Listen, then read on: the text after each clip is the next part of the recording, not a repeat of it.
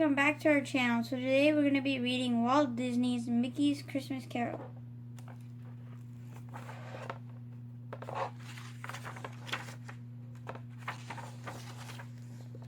On the day before Christmas, Ebenezer Scrooge walked into his counting house and surprised his clerk at the stove. "What do you think you're doing, Bob Cratchit?" barked Scrooge. "Just adding some coal to the stove," said Cratchit. "It's so cold in here that the ink froze." "You can warm the ink in your hand," said Scrooge. "Now quit wasting my coal and get back to work." "Yes, sir, and speaking of work, sir, tomorrow's Christmas. May I please have the day off?" asked Cratchit. "Bah, oh, I suppose so," said Scrooge, "but you won't get any pay." "No, sir, thank you, sir," said Cratchit. Scrooge and Cratchit settled down to work. But suddenly the door burst open. In came Scrooge's nephew, Fred. "Merry Christmas, everyone," Fred called. "What do you want?" asked Scrooge. "I've come to give you a wreath and invite you to Christmas dinner," said Fred. "Families should be together at Christmas." "Bah, humbug," said Scrooge. "I am not interested in family or Christmas. Now go away, I'm busy." "But Uncle," said Fred, "you'll miss a wonderful dinner. We're going to have roast goose with chestnut dressing, plum pudding with lemon sauce, candied fruits with spiced sugar cakes. Now, won't you come?" "Are you daft, man?" said Scrooge. "You know I can't eat that stuff." "Come if you change your mind," said Fred. And he handed the wreath to his uncle. "Here, I don't want this thing," said Scrooge, but Fred was already out the door. "Bah, humbug," said Scrooge. He said it all day, and he was still saying it when he left work that night. Scrooge spent Christmas Eve at home in front of the fire.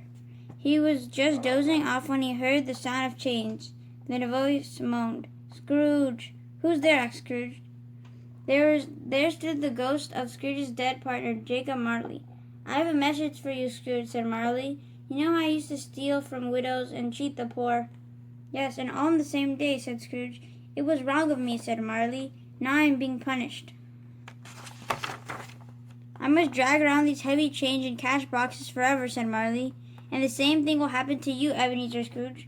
Scrooge gasped. No, help me, Jacob," he begged. "Tonight you will be visited by 3 spirits. Do what they say, or your chains will be heavier than mine," said Marley. Then old Marley disappeared through the door. "Farewell," he called. "No way, Jacob," cried Scrooge. "Come back, tell me more." But the ghost of Marley was gone. At bedtime, Scrooge looked nervously around, but there was no one to be seen. "Spirits, eh?" he said. "Bah, humbug." Scrooge was soon fast asleep, but in the middle of the night a soft ding, ding, ding woke him up. He peeked between the bed curtains. Somebody was tapping the bell on his alarm clock. Wake up," said the stranger. "Who are you?" said Scrooge. "I am the ghost of Christmas past," said the stranger. He hopped onto Scrooge's hand. "Hold on to me, but not too tight," he said. "We're going to visit your past." The spirit opened his umbrella and whoosh! He and Scrooge rose to the sky. Scrooge and the spirit flew high over the rooftops. Scrooge was too scared to look. The spirit and Scrooge landed in front of a brightly lit window. "Spirit, I know this place," said Scrooge. "It's the warehouse where I worked as a lad. What good times I had here with my friends." The spirit wiped snow off the window pane, and Scrooge looked in at a Christmas party. Under the mistletoe, a lovely young lady danced with a shy young man. "Why, it's Isabel and me," said Scrooge. He watched the young lady and sighed. "How I once loved her," he said. "Until you learn to love money more," said the spirit. Scrooge's eyes filled with tears. "All my old friends, they're all lost to me now," he said sadly. "That's the way you wanted it, you know," said the spirit. "Oh, spirit, please take me home," cried Scrooge. "I can't bear to remember any more." And the next thing he knew, he was back in his bed, and his alarm clock was ringing. Scrooge opened the bed curtains. There stood a giant. "Who are you?" cried Scrooge as the giant's hand reached for him. The giant picked up Scrooge and said, "I am the ghost of Christmas present. I am taking you to meet some people with kindness in their hearts, even for a mean old miser like you." And he popped Scrooge into his pocket. The giant walked through the streets until he reached a poor part of town. The giant set Scrooge down in front of a shabby house. It was the home of Bob Cratchit, Scrooge's underpaid clerk. Bob and his married children were trimming a tree. It was time for Christmas dinner. "Where is Tiny Tim?" said Cratchit. "Coming, father," called the little boy as he limped down the stairs. Bob picked up his lame son and carried him to the table. "My, what a feast," said Tiny Tim, but it was a feast for the Cratchits, but there really wasn't much food. "Let's drink a toast to Mr. Scrooge," said Tiny Tim. "We owe him our wonderful dinner to him." Scrooge was touched. "There's a kind lad," he said. "But the boy looks so sickly." Scrooge said, "Tell me, Spirit, what is wrong with him?" "Much, I'm afraid," said the giant. "What will happen to Tim?" asked Scrooge. There was no answer. Scrooge turned around. The giant was gone, and in his place stood the ghost of Christmas future. The Spirit led Scrooge to a graveyard. He showed the Scrooge the graveyard of Tiny Tim. "Oh, the poor lad," said Scrooge. "Was there no way to save him?" The Spirit did not answer. Instead, he pointed to another grave. With fear in his heart, Scrooge walked up to the grave. Weeds grew all over it. No one cared about the person buried there. Scrooge read the whole headstone and gasped. The grave was his own. Scrooge ran from his grave in terror. "Spirit, tell me it's not too late," he cried. "Tell me I still have time to change. I'll change. I promise I'll change.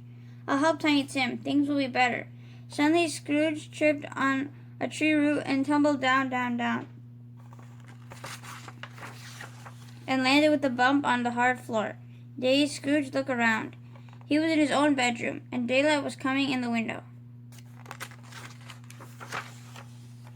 Scrooge ran to the window and threw it open. He could hear church bells ringing. "It's Christmas morning," he cried. "It's not too late. The spirits gave me another chance." "I know just what I'll do," Scrooge said. He dressed in a hurry. Then he ran out of the house and rushed down the street.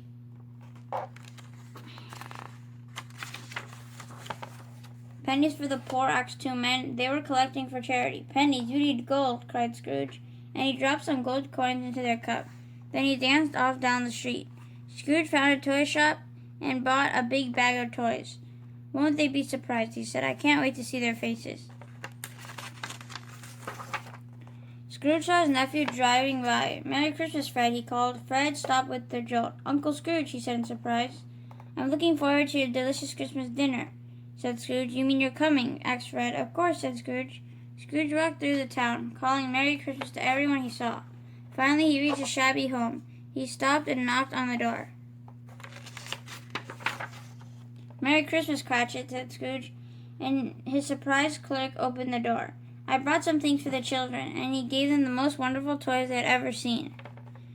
"And for you, Cratchit," said Scrooge, "a raise, a big one." "Oh, thank you, sir," said Cratchit, and he and his wife danced for joy. Scrooge had a merry visit with the family. He ate and drank and even played with the children. "A toast to all the Cratchits," said Scrooge, and Tiny Tim added, "and God bless us, everyone." Thank you for watching. Hope you guys enjoyed Disney's Mickey's Christmas Carol, and stay tuned for more book reads coming soon. Take care, guys. Happy holidays, Merry Christmas, and have a blessed New Year. Thank you. Take care. Goodbye. Bye.